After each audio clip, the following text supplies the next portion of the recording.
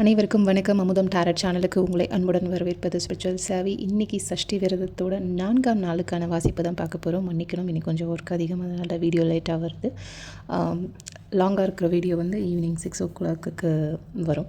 ஓகேங்களா? இப்போ as usual shuffle பண்ணி 2 செட் கார்டு எடுத்தாச்சு. செட் 1 செட் 2 உங்களுக்கு உள்ளுணர்வாக என்ன கார்டை சூஸ் பண்ணணும்னு சொல்லி தோணுதோ சூஸ் பண்ணிக்கோங்க.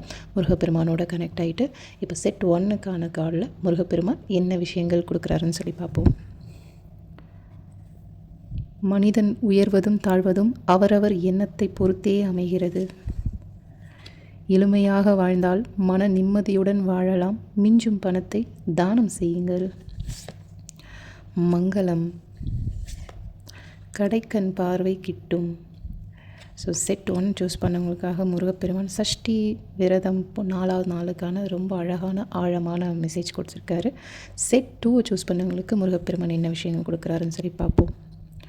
கந்தனின் பாதம் உன் தஞ்சம், கவலைகள் உன்னை விட்டு விலகும், பிறவி பிணி தீரும்,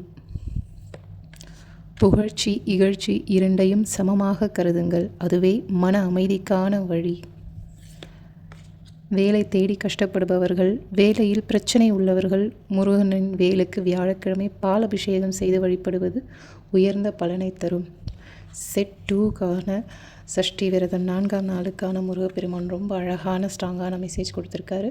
ஓம் சரவணபவ. நன்றி.